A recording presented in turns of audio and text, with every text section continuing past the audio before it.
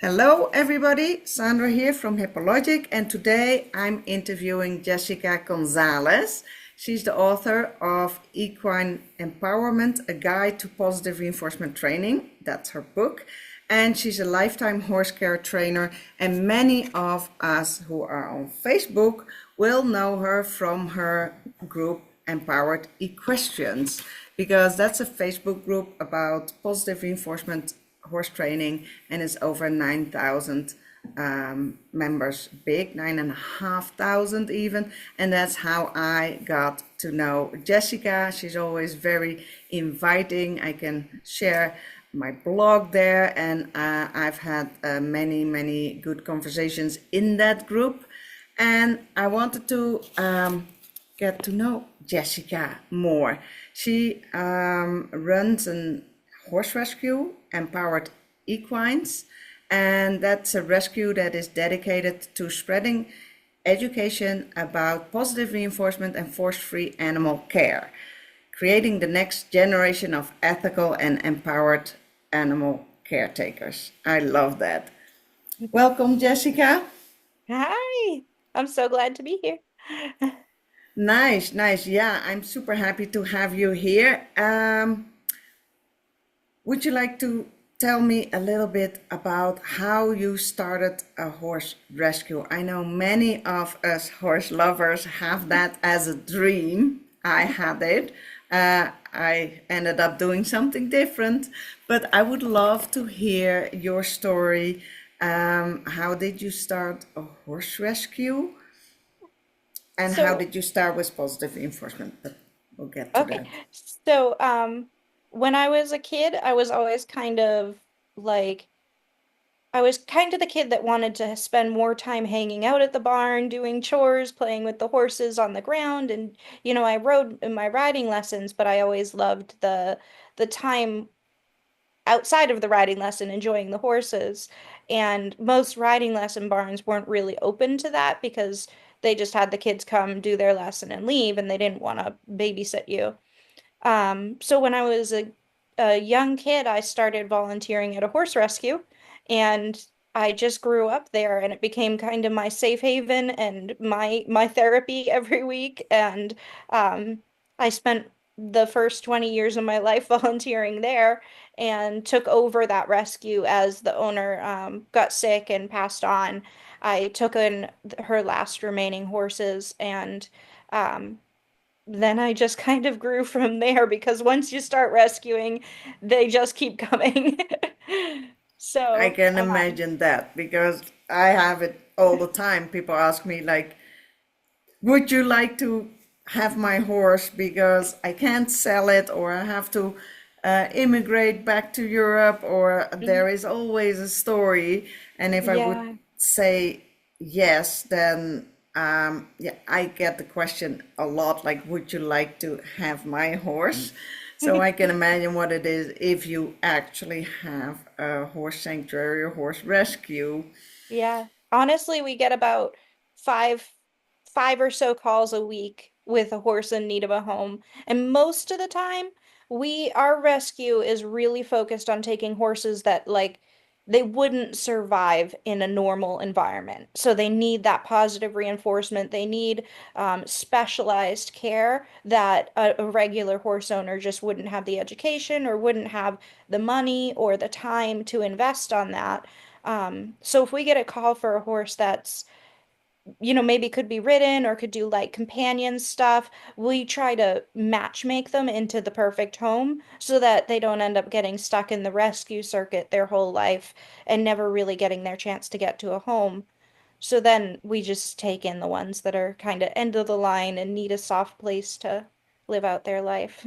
Oh, that is so wonderful. So people can actually also call you if they are searching for a horse. Absolutely. Absolutely. We do a lot of matchmaking. So if you're in the New England area, I mean, we do a little matchmaking kind of further out, but mostly east coast of the US. We try to match make a lot of horses.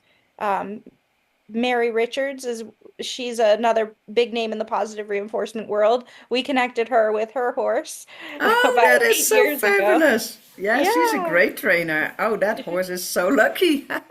She is. She is. That's for sure. Oh, that's So, good to know. Yeah, so I'm happy that you mentioned that because I think that's probably not the first place where you go look if you look for a horse or that you if you really want to rescue a horse, maybe you would go to rescue, but in general you don't have those horses because those are the keepers for you. But if people are looking for a horse, then it's always good to give Jessica a call. absolutely. We keep lists of horses that need homes and homes that need horses, and then we try to put them together. That's fabulous. And can you tell me a little bit about positive reinforcement horse training, what it is, why you're using it, and what you think are the biggest benefits? I've been using positive reinforcement also in rescues, so I can share a little bit about that, but I would like to hear from you. How did you start? Yeah. So I started with positive reinforcement about 15 years ago. So I never really understood how it worked scientifically. I never really looked into it. The barns I grew up at, it was very much don't feed horses treats, it makes them bite.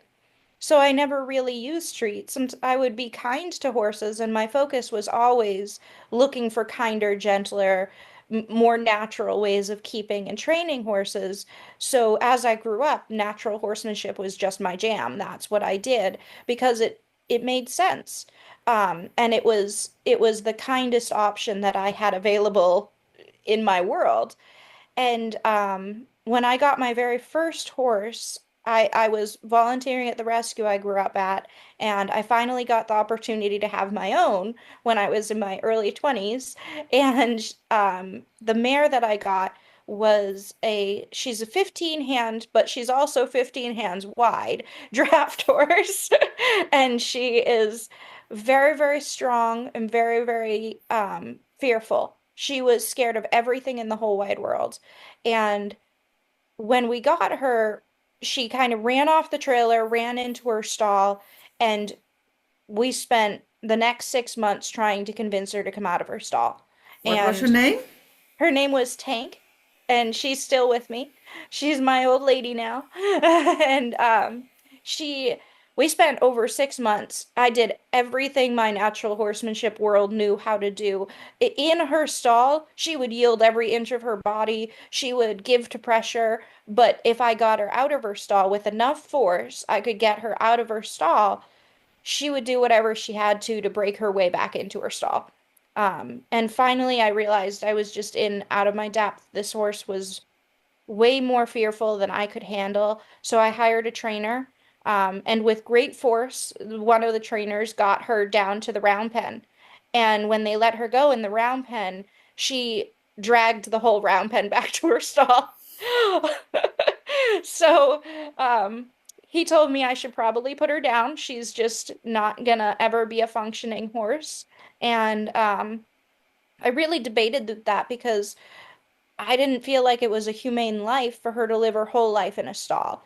And I would leave, like, the whole time that I wasn't working with her, her door was open to a field with other horses and plenty of food. So, I mean, we would put buckets of grain outside her door, and she might reach out, grab a bite, and then jump back into her stall. But we don't know what her history was, but we just know she was terrified of the outside world, and nothing I did and nothing I knew how to do could get through to her. And And what changed? What helped her change? yeah, Because she's so still here. yeah, she's my teacher. She teaches all the kids now. So what happened is I posted it online, and Shauna Carish actually messaged me back, and she spent the better part of a week going back and forth with me, sending me videos and talking. We talked on the phone, and she for free. I never spent any money. She just saw that I was somebody who was really open to this idea, and she wanted to help me and Tank. And when she first suggested clicker training and positive reinforcement, I was kind of like, she's not going to leave her stall for a whole bucket of grain. Why would she go out for a click? And it didn't make sense to me because I didn't understand the power of a reinforcement history, the strength of conditioning that target. And but I figured it was like at very least I can give her a better quality of life living in a stall if she has the enrichment of clicker training. So we started clicker training, and within 2 weeks, I was able to lead her at liberty outside in her field. And I couldn't put a halter on her because I had totally poisoned that. I couldn't do much with her without her being upset, but she could follow her target anywhere I brought her. And anytime she got scared, if something startled her, she would jump and she'd put her nose right on her target because it was like a security blanket for her. Now it's not the stall that is her safety, it's the target because it was conditioned that way. That classical conditioning, I just never understood the power of that until her. And once she taught me positive reinforcement, I was like, this is the language I've been looking for my whole life. This is what I've always wanted. I've always been trying to find the kinder option. I just never considered treats. I didn't understand how to use them effectively and safely. And once I did, I was like, that's it. This is all I'm doing from now on. And all the I had a horses we similar have since. feeling like when I got into positive reinforcement, that was in the 90s when I was still living in the Netherlands, but also I was introduced to a natural horsemanship method, which came with booklets and step by step, and that step by step was a step up from traditional, which was so vague. It was like, oh, you have to be advanced to do that. You have to start with the basics. But nobody could tell you what the basics were. And Yeah. then there was this natural horsemanship package that says the basics are step by step by step. But at the same time, I started introducing clicker training, which didn't have a method. So I got Hmm. confused, but like my pony told me pretty quickly, oh, that pink skippy ball, which means targeting. I Yep. come galloping towards you. Oh, that stick. Oh, I know you call it a different, but it's still a stick. No, not so much fun. So but I had Absolutely. the same thing. Like I was always looking for a language that was tangible to Yeah. to communicate with horses, and that's what I found in positive reinforcement, Mhm. and that's why I stuck with it.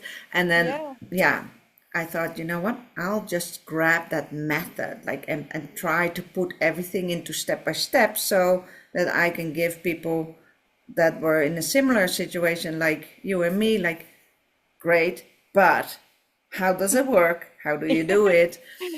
Um, And how do you start safely? Because I think that's a big one for a lot of people. You can't just start throwing treats around and hope that your horse is gonna respond appropriately. You have to know how to build that foundation.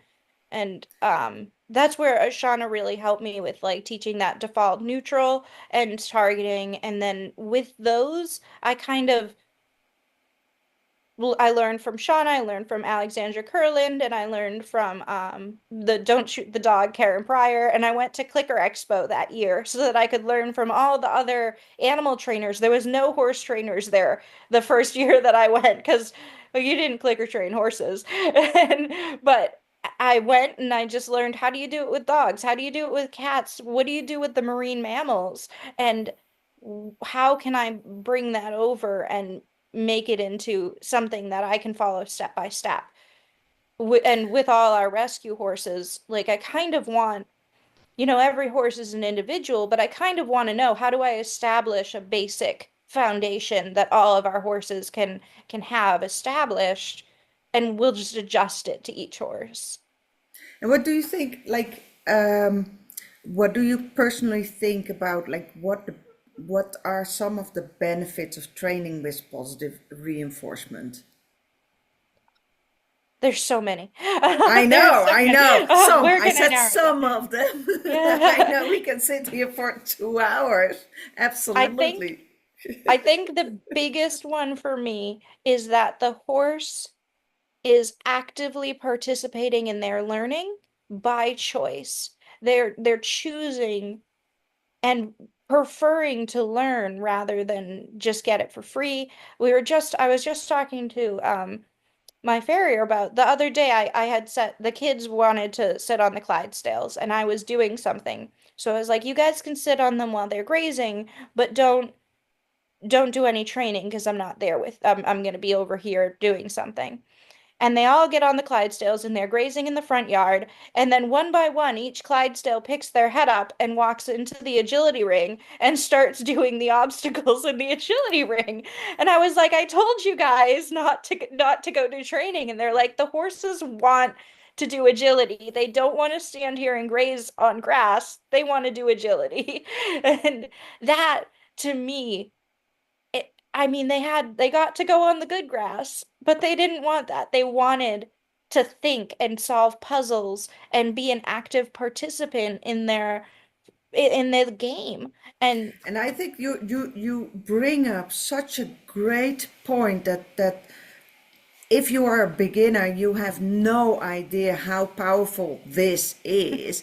Because to me, like I try to capture it in words to like what is it, and I finally came to the conclusion that giving the horse a choices, and mm, listening to their feedback and then anticipating on that feedback that they are giving you is way more powerful than any treat. In the I beginning, the think so. first few sessions, sure, it's about the treats because you have nothing else. But Yep. as soon as horses understand, I have a choice, I can choose not to participate. Hmm. Um, there are multiple good answers. Yep.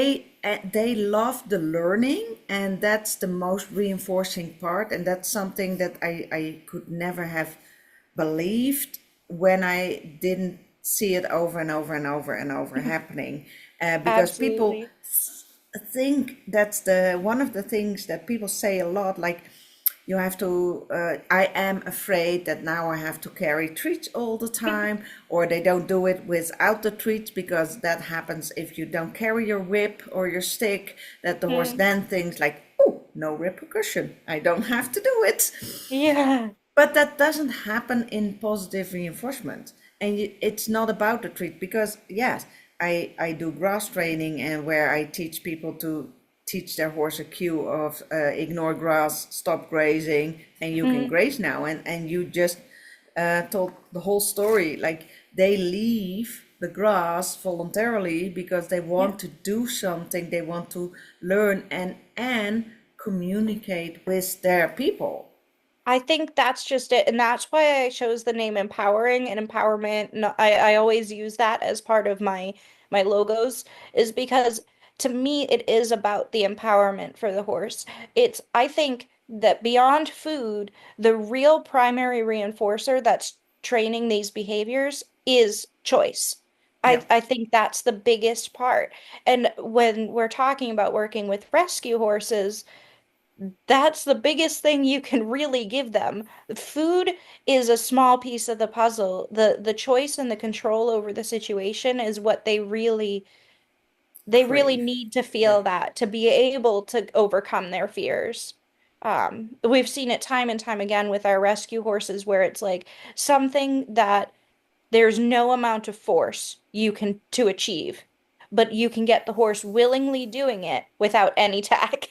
And that just it blows people's mind, but it's just because they are in control of the situation. We have a blind rescue right now who she was made blind by somebody's abuse.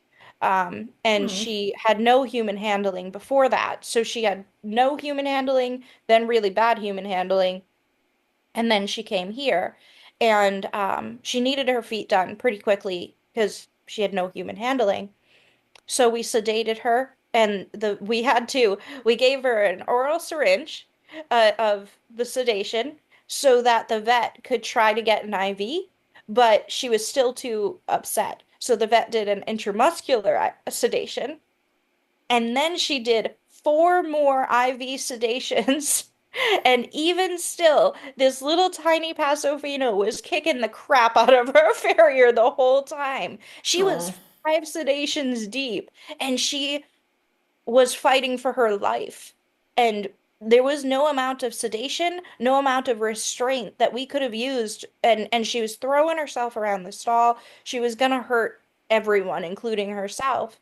And it took us quite a few months to classically condition. Just we would touch her leg, click and treat, or we didn't even click. We just touched her leg, treat, touched her leg, treat, until she was comfortable with a human even touching her leg. And then we shaped picking them up. And just the other month, she finally had her first full farrier visit where I couldn't put a halter on her. We couldn't restrain her, but she stood and got all 4 feet trimmed. And at one point, she got her fronts done, and then she had to walk away. And she had to kind of process for a few minutes. And when she was ready, she came back and she did her hinds. And just knowing that she could is what she needed to be able to do it. that is so true. I have seen those examples over and over again in all kinds of situations too. Like I worked for the SPCA for a while with the horses, and then it was like, "Do you want your eye ointment?" No, no, no. Yeah. Okay, no worries. And we kept asking, and after a while, they said yes. Yeah. And then we could do it, and then they also got to go outside because, yeah, that wasn't even like purposefully in the training plan, but that was just the schedule. I was there for the positive reinforcement trainer, somebody else was there for the caretaking. But then they could go out, and then yeah, then the next day was like, yeah, put it in my eye. Oh, But they, yeah. yeah, they did get treats also. Yeah. But But knowing that no is choice, an acceptable answer yeah, makes it them more comfortable giving the yes. yeah, absolutely. Can you talk about more benefits that you don't really get with maybe traditional training or training that's based on negative reinforcement or maybe a little bit of punishment? Yeah. Well, I think that's the biggest one is I think we can train any horse, no matter how scared, no matter how aggressive, we can train them safely and effectively without ever needing to touch them. We can literally sit on the other side of a fence and train a horse to do a behavior. We we've seen with some of my students who have taught their horses to paw their hoof on pavers to get to trim their own hooves because they're not able to have a human close to them yet. We can literally teach a horse to do anything without any need for putting ourselves in danger, putting them. So we can eliminate all the bad stuff in their life. And that's kind of really cool. We can really Yeah, that's provide them that. that's absolutely so true. And another thing is that like we women, we are not that strong in general. Yeah. So we don't need to use our physical strength or agility, which I don't have, Me neither. Not for the last five just or so as years. smart and still train the horse.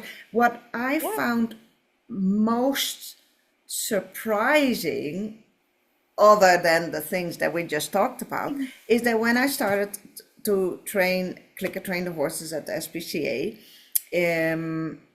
is that I thought that in traditional training, when the trainer trains the horse will do it for the trainer, but not necessarily for anyone else.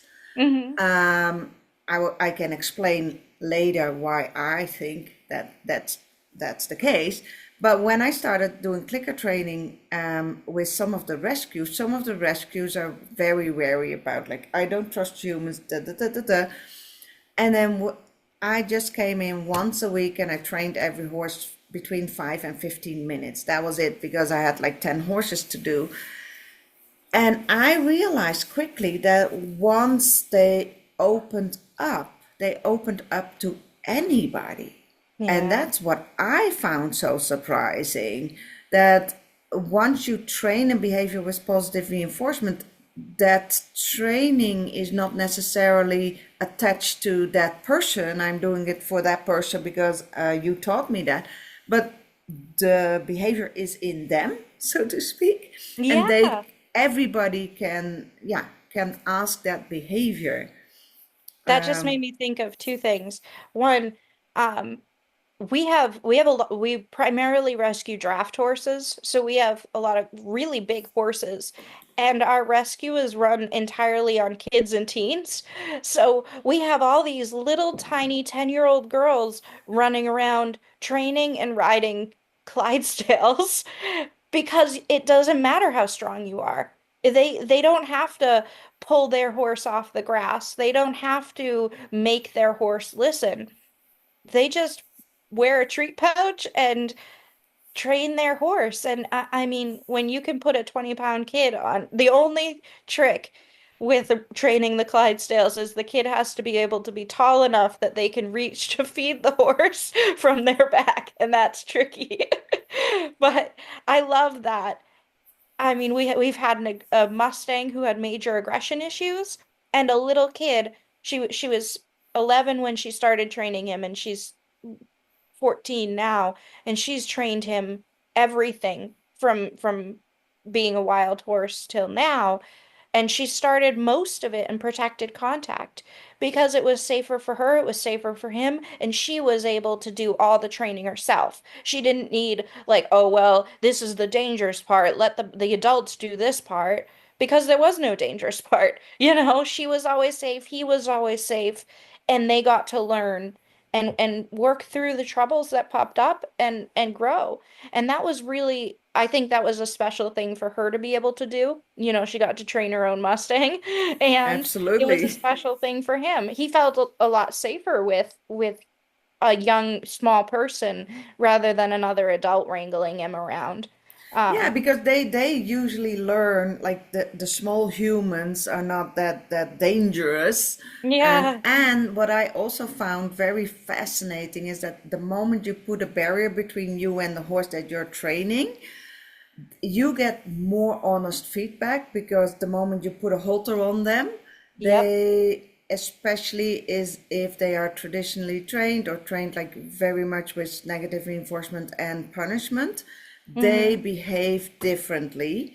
And the moment you work from with protective contact, you get more honest feedback, and they start to trust you more, because they know you won't jump over the fence to just force them into something.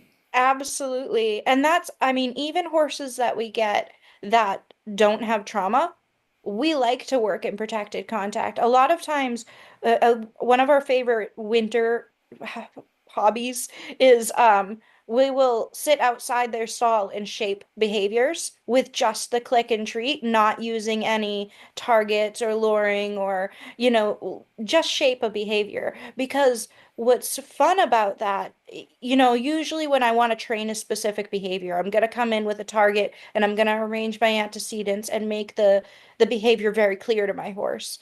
But this game of just sitting outside the stall and shaping your way to a behavior, it allows a lot of creativity and it allows the horse to really puzzle. They get to solve a puzzle, and it doesn't even matter what behavior you get in the end. It's more about them trying to figure out and learn this language back and forth with you and them. And I think that conversation is so fun, and the kids love doing it. So that's one of our favorite things to do when we're stuck inside in the winter. Oh, I can imagine. And sometimes you get completely different behavior than you had in mind, because they come up Absolutely. with stuff, and it makes really good trainers, because Yeah. the shaping, I started with free shaping, because when I started in the 90s, that targeting wasn't even a thing. I found it brilliant. Like, oh, with a target stick, that's just the magic wand. Yeah. But the free shaping, I still do a lot of free shaping, because yeah, you can get the behaviors you want, but you can also get like the behaviors that your horse likes to do, and you learn so much about your horse because if you have like a cardboard box and the same cardboard box, well, if you have different cardboard box, new ones, and Yeah. present it to different horses, you will get different behaviors, and it's Hmm. very fascinating to see what horses come up with Yeah. if you give them something, an item to interact with, or just the free shaping, like you say, and Yeah. sometimes they come up with like, oh, this is a new behavior. Yeah. One of our horses, one of the kids taught him, he has a big 12 by 12 stall and a the stall door, and he's got a gate at his stall door. And so she taught him that no matter where she throws the ball in his stall, he has to get it out the door. And that's his goal. And he has to figure out how he has to, does he have to paw it to pull it out from under his water buckets? Does he use his nose? Does he kick it? He has to figure out how to use his body to make that ball go where he wants it to go. And that's honestly, that's one of his favorite games. He loves that one. But it's so beautiful because Yeah. she taught him a concept. Get the Yes. ball out of the stall instead of like pick it up, give it, and that's the only behavior. No, she really taught him to think about what the bigger picture is, and no matter where that ball is. So yeah, that's brilliant. And like, yeah, that's something that people don't realize enough, that you can teach horses concepts, and Absolutely. and that's super fun. Okay, let's talk about empowered equines rescue some more, because this was the question: how did you start? Like, I would like to hear what's the best part of running a horse rescue, and then I would like to ask you what is like something about the challenges of running a rescue, because it's not all nice and fun and dreamy.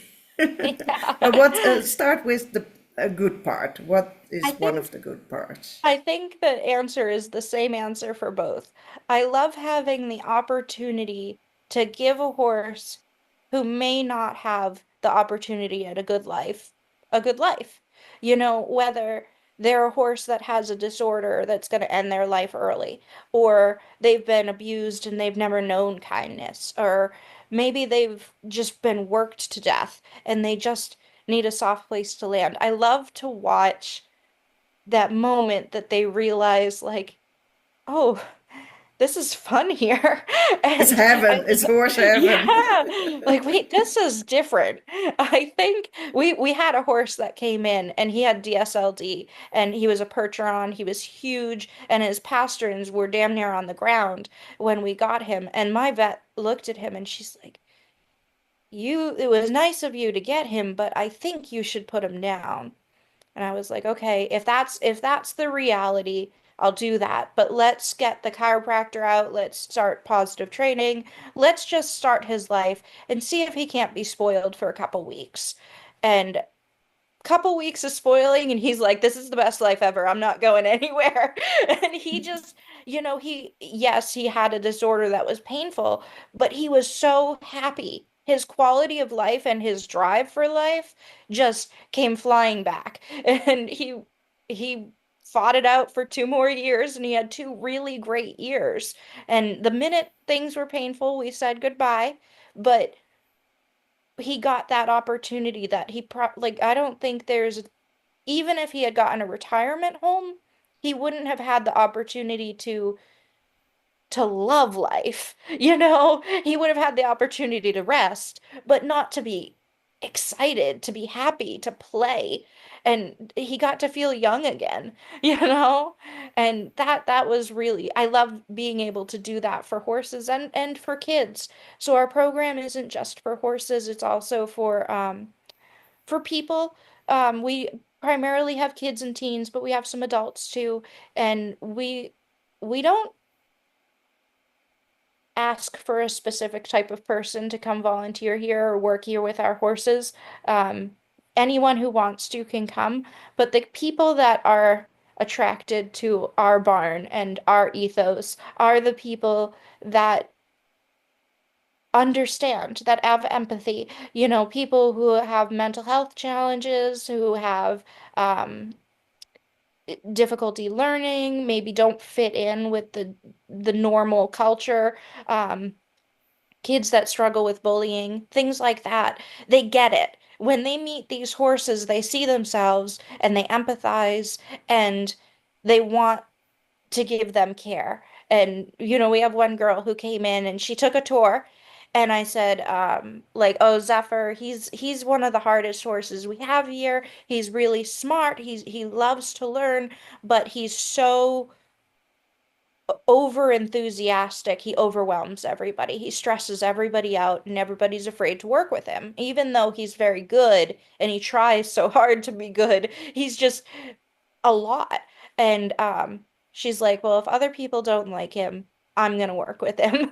And she's got the same personality. She's super hyper, super eager. So everybody says she's too much. And they're perfect for each other. They're both working on the same things to breathe and slow down. But they're perfect. And I love being able to offer that opportunity to the kids and the horses to find each other, and kids who could never afford to, go off competing at horse shows or have their own horse in their backyard. They can come and build a relationship with a horse focused on the relationship. Some might be rideable, but most won't. Most of our horses are not rideable, and they get to learn what that feels like, what that relationship really can be And without. it's a lifetime changer for people to connect with horses in such a beautiful two-way communication, and Yeah. that they can be themselves whoever they are, and that they see that the horse can be themselves whoever the horse is, or whatever the horse has been going through. And like touches me because I remember that the hours spending without supervision with the horses that were from a neighbor were the best. Yeah. And because the horse accepts you for who you are, Mhm. that's a great like a thing already. And then if they accept you, it's for me as a horse lover, it's a big compliment if a horse tells you like, I like you and I want Yeah. to do stuff with you, I want to communicate you so with you. So I can completely relate that. And especially if it's like a longer term, because later on I've had like other free lease horses, but they always get sold at like the moment you build a relationship. And that's different in your place, of course, because your Yeah. horses won't be sold off, they won't go away. Some might be home, but that I think that's probably like pretty obvious when they come in, if they come in at all as a Yeah. station. But I think that humans have the opportunity to build a relationship with a horse, because it takes time. It's not like, oh, on Saturday I come in and on Sunday I have found my best friend, although sometimes you Yeah. feel like that. Still, it takes time to build that relationship. It does. It does. And yeah, I think when we have a young Mustang who doesn't belong at our rescue because he's young and healthy and has no reason to be here anymore now that he's trained. But I promise the girl that's working with him that so long as she's here and loving him and giving him everything he needs, he'll just stay here. And if ever the day comes she goes off to college, starts her life, grows up, then we'll find him a new home. But until then, he's here and he's with her. We're not gonna separate them. And I try to, because it is true. Like I remember falling in love with every lesson horse, every lease horse, and they move on with their lives, and I was heartbroken. And the only part here, and to answer your question, what the hardest part is, losing them is definitely the hardest part. And we do take in horses that are at the end of their life, horses that don't have 20 more years, usually 5 or so is a good is lucky for us. Um, and that's really hard because you love them and you work Yes. so hard to give them that good life. And sometimes the very best thing we can do for them is to let them go before the good life is not good anymore. But that's hard for us, Yeah. even if we know it's right and it's good for them, it's a gift for them, but it's always hard for us. And that's a hard lesson for the kids to learn too, to learn when we have to do something that's right for them, even if it hurts us. Yeah. Um, I and think it's super valuable because like death is a taboo, especially putting horses down mhm, is a taboo. I see a lot of discussions about that on the internet, and then I think like I agree with you. If there is a tipping point there is. where sometimes and horses will fight for us Mhm. instead of for themselves sometimes I believe, I and think so too. I do believe that is in then it's to us to make that decision to let them go so they Yeah. don't have to suffer for us.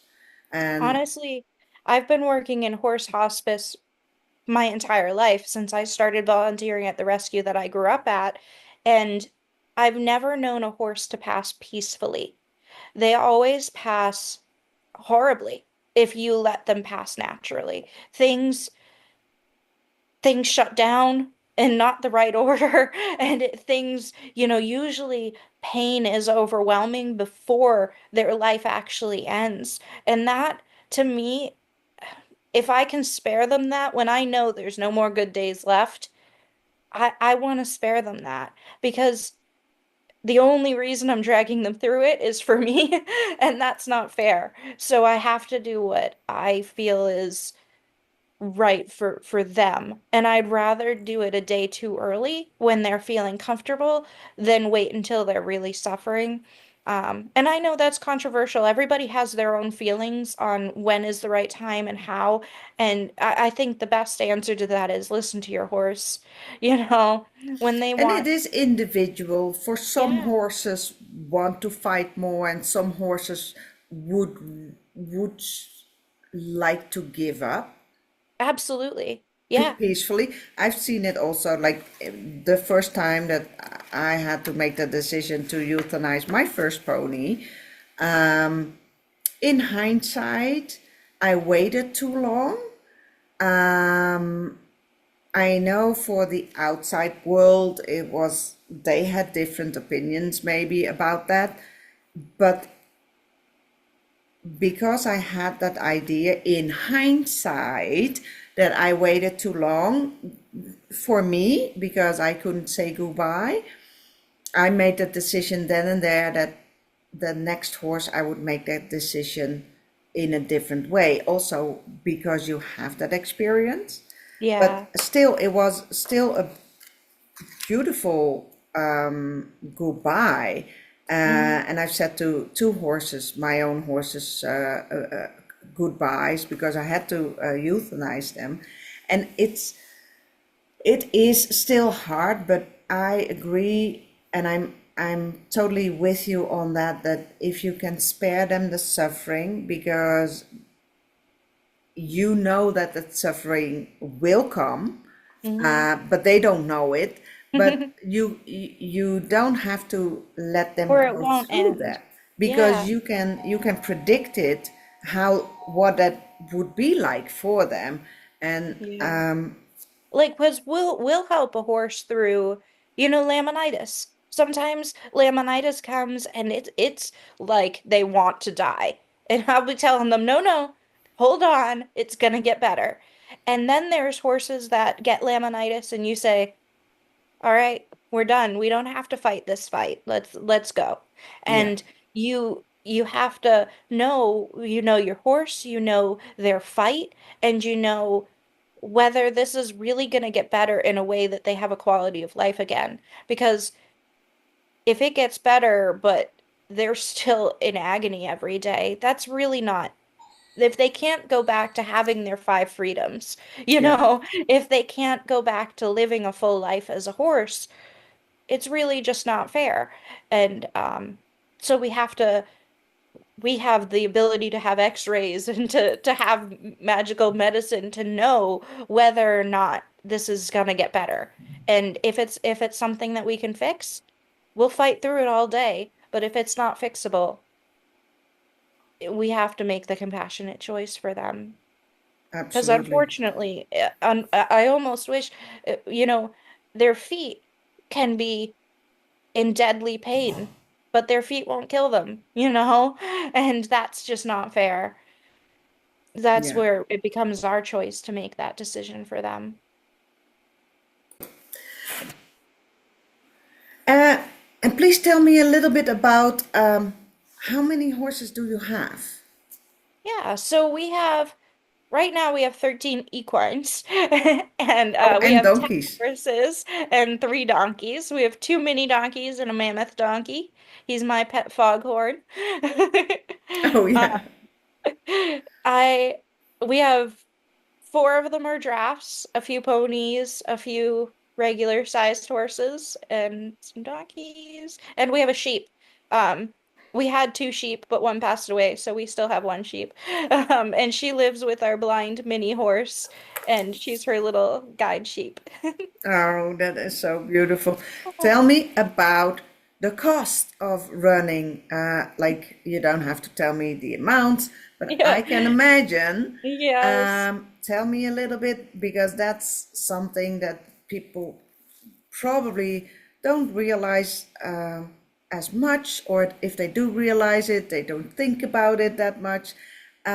Horse rescue and all animal rescue need money because the vets are not free. The Yeah, food not unfortunately. free. The farrier is not free. So can you imagine, everybody who's listening, you have maybe one horse or maybe two or maybe a few more, and if they're healthy, they're pretty much like yeah, they cost money. If you Yeah. have a rescue with sick horses that need special care, special food, special supplements, special chiropractic treatments, and all that, it costs money. How do you get money? Yeah. Tell me about that. So we are a nonprofit and we're 501(c)(3). So in the US, that means that we're tax deductible. So people can donate to us and write that off on on their taxes. So we are run pretty much entirely on public donations and then also on grants. So we apply for grants when we have a big project to do, but most grants don't cover general operating cost. So most grants don't want to pay your hay bill. They want to rescue the new horse. They want to do the big shiny things, but they're not going to help you with like affording the farrier every 6 weeks. So that's where What is a farrier trim? Like what costs a farrier trim in your area for one horse? So for our horses, it's usually 60 to $75, but for our Clydesdales right now, it's $125 a trim. And that is kicking our butts right now. I think some people don't realize, we have 13 horses, but four of them are draft horses, and draft horses eat twice as much. Every supplement they get twice as much. Everything they use is twice as much as a normal horse. And that's hard because, I'm asking for twice as much money to save one horse rather than two. But to me, I feel like especially the draft horses that we have, they've given so much of their life to us. They have worked for us in such literal ways. They've truly given themselves to us, their body. And I feel like maybe their owners should have given them the good end of life, but since their owners weren't capable, somebody needs to give them the good life that they've really earned it. And just because they're big doesn't mean they don't deserve the same care as a retired riding horse or a horse that can't be ridden. They all deserve the same care. And if somebody has is listening and think like, oh, I also want to do the big shiny thing, but I only have $5 to give, what should they do? Yeah, all donations go to helping support our horses. We have health issues, so because we're a rescue and we take in the horses that are kind of end of the line type horses, um, if you picture your worst vet bill day, that, oh my God, I have to call the vet, it's crazy. That's like our regular month.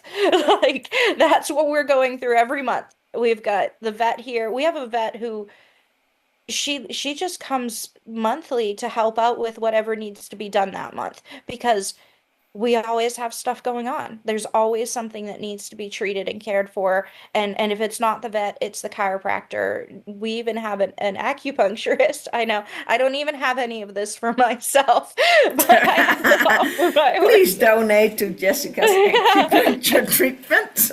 Exactly. Oh, but No, it's but I just want people that yeah, are watching this interview to realize that every dollar is appreciated and yeah, is helpful, because maybe with your $1 there's many other people that think, oh, I have $1 or I have $5, should I send it yeah, over, and maybe it doesn't help.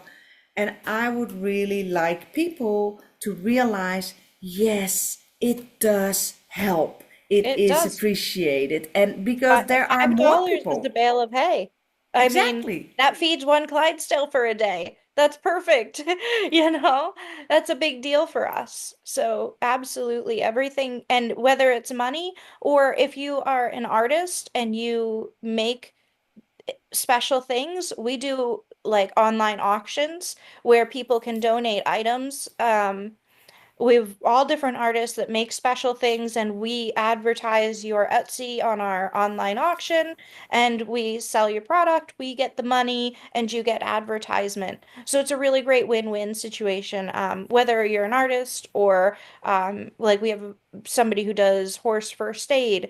So people who do different horse or animal or people beneficial things, if you want to donate gift cards for us to put in our auctions, we do these all the time, so you Oh, can that's a always great reach out idea. I do and know an artist, and she's fabulous at horse paintings. oh, that's She's awesome. amazing. I will absolutely ask her. Yeah, so for everybody who's watching, I will give all the information to get in contact with Jessica and the Empowered Equines. If you have links, Jessica, send them to me because I will share them in this, because I feel it's super important that I work with rescues, and I've never realized how much it costs. I never realized that every dollar does make a difference. I was Yeah. often like, oh, I have only $5 to give. That won't make a difference, so I won't do it. Or I felt a little bit ashamed that I didn't Mhm. have like the $500 that I maybe Yeah. wanted to donate. But therefore, I just want to share with everybody that even if you have $1, just Mhm. take the time out of your day, do the effort to send that dollar over if you want the empowered e-questions or the empowered equine, sorry, to have that, because they will appreciate it and it will be super useful for them. It sure will. It sure will. And I think when I started this job, I volunteered at the other rescue that I grew up at, and I remember telling myself, I can't run a rescue because I can't be dependent on other people for money my whole life. I can't do that. It's too stressful. And then, of course, I start a rescue. And it is, honestly, that is the hardest part. I mean, I understand all the parts that come with running a horse rescue, but the part that I didn't foresee, the part that I didn't train for, is learning how to be a marketing expert and fundraise money for that's just not who I am. I shovel poop, I nurse sick horses. That's who I am. I'm not the person to ask for money. So that's really hard for me to figure out how to learn how to do. So, Oh, I hear you. When I started teaching horse people how to train their horses with clicker training, I thought all day long I will be teaching people, and that's my favorite thing to do. But all day long I do marketing. Why is that? Why is that? Yeah. Yeah, that's a little bit of like the backside of the same coin. But yeah, and that's why I really wanted to touch on this part, because that's not the part that we kind of signed up for, the whole Yeah. marketing thing. So if people watch this and they want to share the interview because they like to know Jessica, and they want to hear about horse rescues and what you need to know about horse rescues, please share it, because you never know where that lands. I have so many amazing stories of things that you cannot like think of how that could happen, but because somebody talks to somebody and somebody knows somebody, and then suddenly there is something going on that can really benefit this rescue. So, like, Yeah. we talk about that before the interview or also in the interview? I think we forgot to include that. Tell me about horse boots for Yes. Clydesdales. That's a story I really would like you to share, Yeah. because that's one of those things. Who knows who's watching? Tell Yeah, me that's about a it. great idea. As we said, everything when you're talking about Clydesdales and draft horses, it's so much harder to get stuff for them. And right now we have a Clydesdale mare who she has this What's her name? keratoma, which is like, oh, her name's Wispy. And she has a keratoma, which is like a tumor growing inside her hoof, and it's causing constant repeat abscesses. And she has a good quality of life because between each abscess, she's very happy. But when she has an abscess, it's awful pain. And the best thing that we could possibly do for her is put her in boots, because like therapeutic hoof boots, because it would protect her feet, so there would be less likely chance of her getting an abscess, and it would provide comfort when she does have an abscess. Um, but unfortunately, she's 1 inch bigger than every boot company makes. So if you're a boot company and you make hoof boots, please make them 1 inch bigger than you make them now. There are so many Clydesdales out there. Honestly, Clydesdales were not bred with their feet in mind for how big they are, and their feet fall apart in their old age, and they need that extra support. And metal shoes just don't cut it, because if they have a metal shoe on, a nailed on shoe, or even a glued on shoe, if they get an abscess, you need to remove the shoe. And whether it's nail or glues, you're now damaging the hoof more and offering more opportunity for infection to get in there. So that's why the boots are so ideal, is because you can take them off and put them on. You can treat the foot, you can put them back on. Whereas the more permanent options are just don't work for these types of situations. I really hope somebody's listening and somebody knows somebody, because everybody, I think everybody through seven connections is Yeah. almost connected to the whole world. Not maybe now eight, because there's more people when they made that Maybe. calculation. I think there's a billion more people now, but Oh my gosh. nevertheless, we are all horse people. Let's Yeah. and think about these things. Like, I didn't know, I have minis now, and not everything is available in mini size, but boots are available in the tiniest size.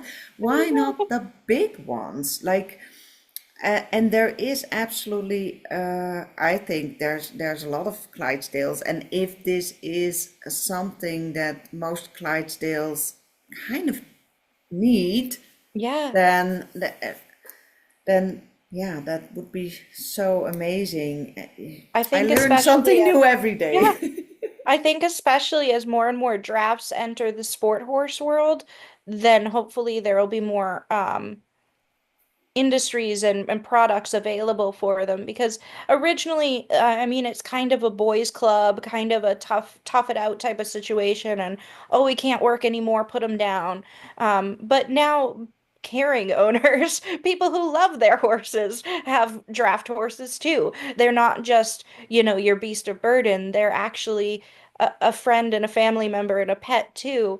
And they would also like to have some support in their end of life too, not just not just the little horses. Well, well said. Thank you so much. Last question. What is your big dream for Empowered Equine if you had like a magic wand and you could wish for anything? That's a big question. A magic wand would be nice. But no, I think um everything I'm doing now, but times 100. I would love to have more kids, more horses, more land, more education opportunities. I'd love to have trainers that I could pay to teach out in the world positive reinforcement. I really feel like I can't rescue all the horses in the world. I can only rescue 13 is our max. We're stuffed full right now. I can rescue 13 equines. If I can get education out to owners and provide them with resources, I can keep horses in good homes. And so my goal, my biggest dream is that we can get positive reinforcement out there in the world and empower owners and their horses so that good horses don't end up down bad pipelines just because of some unfortunate incident. Thank you so much. I think this is so well said. I will Thank put you. all the contact information to contact Jessica and all the links you need in the description below this video, wherever you find it. And I think this was such a good note to end on. Yeah, I would say thank you so much for your time, Jessica. yeah. And thank you so much for doing this too. I really enjoyed it. Me too. Happy horse training. You too.